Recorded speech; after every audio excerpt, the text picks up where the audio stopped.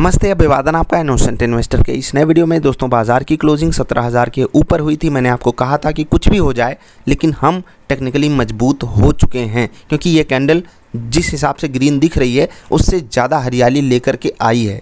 Closing हमारी negative हुई थी, नेगेटिव क्लोज किए थे हम। उसके बावजूद भी मैंने आपसे कहा था कि बुलिश होने का समय आ गया है, अगले दिन मार्केट धूम धड़ाका कर सकती है। लेकिन दिक्कत क्या हुई? दिक्कत आई हमें ग्लोबल मार्केट से। ग्लोबल मार्केट्स क्रैश कर गई। एक्चुअली क्रैश ही कहेंगे इसको, क्योंकि ये वाली बड़ी कैंडल जब बनी थी उसका हमने परिणाम भुगता था। उसके बाद एक और गिरावट अमेरिका में आई, लेकिन सेकंड हाफ में, खासकर आखिरी 2 घंटे में जिस तरीके से डाउ जोन्स ने रिकवरी दिखाई ना, काबिले तारीफ़ रिकवरी थी। उसके बाद ग्रीन में क्लोजिंग, फिर आज भी बढ़िया ट्रेड कर रहा है डाउ जोन्स। यानी कि ग्लोबल मार्केट से हमारे लिए जो संकेत कल की डेट में नेगेटिव थे, आज फ्लैट टू पॉजिटिव हो चुके हैं। अब वापस आते हैं अपने चार्ट पर। मैंने आपसे कहा था कि अगर ग्लोबल मार्केट से हमें फ्लैट संकेत भी मिले तो हम इस क्लोजिंग के साथ धूम धड़ाका कर सकते हैं। अब अच्छी बात हमारे लिए बेस्ट के सिनारियो वाली यही होगी कि हम जितना फ्लैट हो सके, या मैं तो कहूँगा 20, 25, 50 पॉइंट हम नेगेटिव ही खुलें तो ज़्यादा बेटर है। अगर हम बहुत ऊपर खुल गए, लेट्स से कि 17,200 के आसपास खुल गए, ठीक है, 17,200,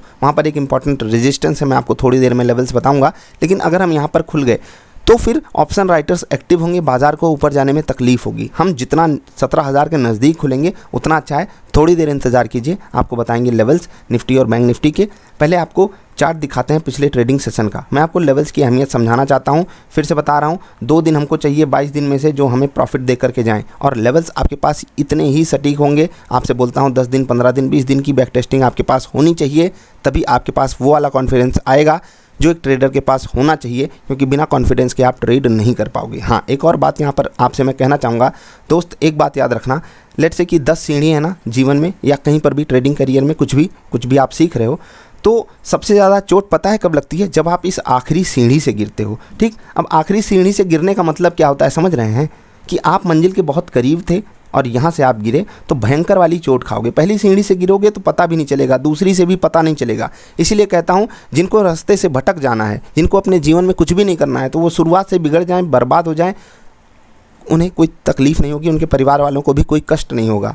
ठीक है, लेकिन अगर आप इतना कुछ अचीव कर लिए हो तो अब यहाँ से भटकने का चांस बहुत कम है। इसीलिए जितने आगे आप बढ़ते जाओ उतनी ज़्यादा आपके पास सीरियसनेस आनी चाहिए, उतनी ज़्यादा आपके पास रिस्पॉन्सिबिलिटी होनी चाहिए। खुद को लेकर के रिस्पॉन्सिबल बनिए, क्योंकि आखिरी सीढ़ी से गिरोगे, पहले तो हाथ पैर सर सब फूटेगा, वो अलग की बात है।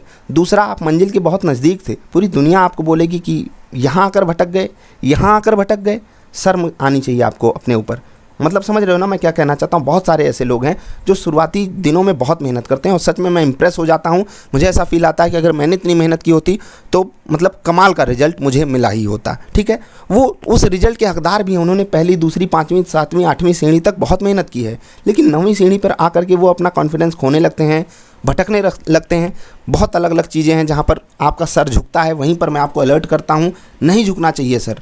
मत झुको, किसी के भी आगे नहीं झुकना है आपको। ठीक है, बहुत सारी ल्यूक्रेटिव चीज़ें आएंगी, आपको उस तरफ नहीं भटकना है, नहीं भटकना है।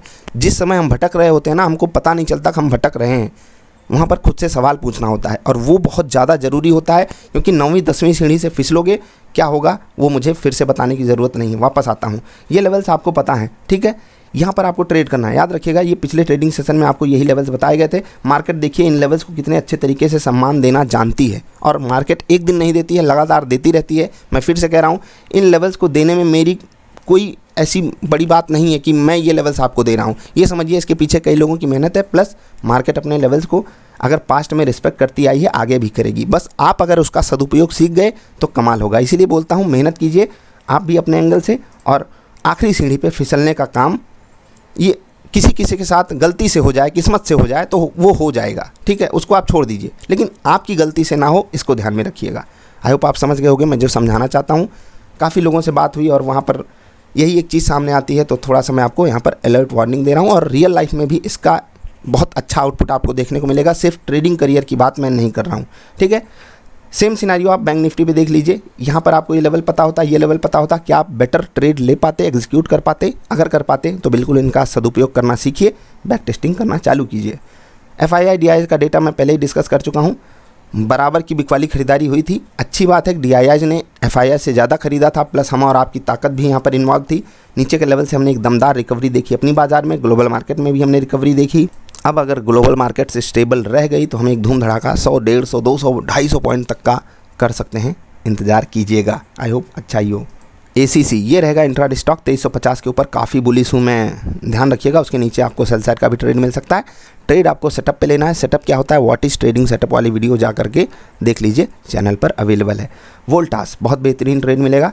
देखो जहाँ पर ये खड़ा है ना, यहीं से फ्री फॉल हो सकता है, लेकिन 1215, 1218 ये लेवल एक इंपॉर्टेंट सपोर्ट के रूप में लाइन खींच के रख लीजिएगा। उसके ऊपर इस स्टॉक में ऐसी कमजोरी मत करके जाइएगा कि आप पछताने लगो, ठीक है। इधर साइड बड़ा मोमेंटम आएगा, हमको कैप्चर करना है 1-1.5%, जो कि आपका नॉर्मल इंट्राडे टारगेट होता है, ठीक। रैलीज इंडिया बहुत बेहतरीन लेवल पे खड़ा है, 225 का इंपॉर्टेंट लेवल है। अगर बाज़ार घूमना चाहती है, अगर बाज़ार सच में रिवर्सल दिखाना चाहती है तो रैलीज इंडिया भी घूम सकता है। कुछ गड़बड़ी हुई है इस स्टॉक के साथ, लेकिन अब मेरे हिसाब से यहाँ पर एक रुकने का लेवल है। अगर नहीं रुकता है जाने दीजिए, आपको अकॉर्डिंगली ट्रेड मैनेज करना है। कैसे मैनेज करना होता है वो मैंने आपको पहले ही समझा दिया। भेल में आपको बढ़िया ट्रेड मिलेगा।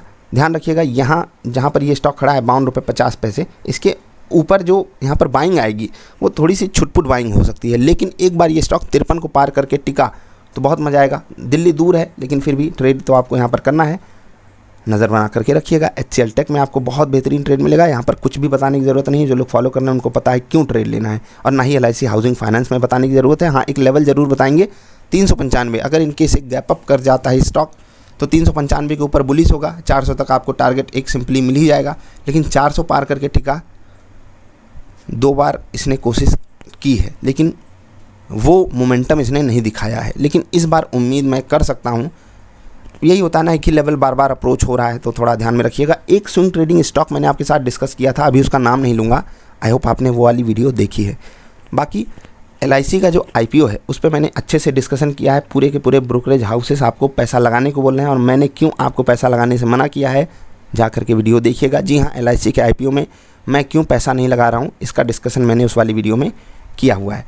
चलिए अब निफ्टी और बैंक निफ्टी के इंपॉर्टेंट लेवल्स आपके साथ डिस्कस कर लेते हैं, क्योंकि वो हैं ज़रूरी कल की बाज़ार में। देखिए जहाँ क्लोजिंग हुई है, यहाँ से जस्ट ऊपर हमारे पास एक रेजिस्टेंस है 17,088 का, ठीक, 17,088 ये रहेगा पहला रेजिस्टेंस लेवल। इसके ऊपर जो रेजिस्टेंस लेवल आ रहा है 154 का, 17,154, ठीक। और जो जिस इम्पॉर्टेंट रेजिस्टेंस की मैं बात कर रहा था वो है 17,222। ये हो गए रेजिस्टेंस लेवल, इस पर आपका पूरा फोकस होना चाहिए। बाज़ार यहाँ तक थोड़ा सा ऐसा लगेगा धीरे धीरे चल रही है, और अगर हम जैसे कि खुल गए 17,200 के आसपास तो गड़बड़ी हो जाएगी, क्योंकि एक इंपॉर्टेंट रेजिस्टेंस लेवल हो जाएगा, साइकोलॉजिकल लेवल हो जाएगा। फिर वहाँ पर शॉर्ट सेलर्स एक्टिव हो जाएंगे, खासकर ऑप्शन राइटर्स एक्टिव हो जाएंगे, और फिर हमको झेलनी पड़ेगी तकलीफ़। 17,025 ये सपोर्ट के रूप में बढ़िया लेवल बन करके आ रहा है। 16,965 और 16,897। मेरी पेन गायब हो गई। 897, 897, 965 और 17,025 ये रहेंगे सपोर्ट लेवल्स, रेजिस्टेंस लेवल्स मैंने आपको बता दिए, ठीक है। बैंक निफ्टी यहाँ सिंपली एकदम आसान सा खेल मैं आपको समझाता हूँ। देखिए 36,250 पार करके इसको टिकना चाहिए, अब टिकना चाहिए, बहुत ज़रूरी है। यहीं पर एक लेवल आ रहा है 36, मैं अब इस लेवल को मिटा देता हूँ। 36,271 इंपॉर्टेंट लेवल यही है, 250 नहीं, 36,271, 36,456, 36,681 ये रहेंगे इंपॉर्टेंट रेजिस्टेंस लेवल गिरती हुई बाज़ार में। 36,072, ठीक, 36,072, 35,860 और 35,610, ये 610 है, ठीक है। तो ये हो जाएंगे सपोर्ट लेवल्स। आई होप आपको बातें समझ में आ गई होंगी। तो चलिए मैं अभी आपसे विदा ले रहा हूँ। आई होप आपको वीडियो पसंद आई होगी, नहीं पसंद आई तो डिसलाइक कर देना। हाँ, कहाँ पर ट्रेड कर रही है सिंगापुर वाली निफ्टी, लगभग 50-55 पॉइंट ऊपर ट्रेड कर रही है, ठीक है। तो अभी के सिनारियो में तो बढ़िया है, लेकिन मेरा सिनारियो थोड़ा और बढ़िया चाहिए। कौन सा, हम बिल्कुल फ्लैट खुलें। अच्छी बात यही रहेगी, बाकी जिस हिसाब से बाज़ार ट्रेड करना चाहती है आप उसको समय दीजिएगा। टेक्निकली हम मजबूत हैं। हाँ, ग्लोबल मार्केट से थोड़ा सा साथ अगर मिल जाए तो वो सोने पे सुहागा रहेगा। सोने में क्यों पैसा लगाना चाहिए, इस इस पे कई सारे लोग सवाल पूछ रहे हैं। कम्युनिटी पोस्ट मैंने डाली थी, मैंने कहा था बी बोल्ड बाई गोल्ड। कौन से दिन? आज के दिन। क्या आप इस पर वीडियो चाहते हो? बहुत सारे लोगों ने रिक्वेस्ट करी है, मैं कोशिश करूँगा वीडियो इस पर रिकॉर्ड करूँ। इंतज़ार कीजिएगा। अभी इतना ही। नमस्कार।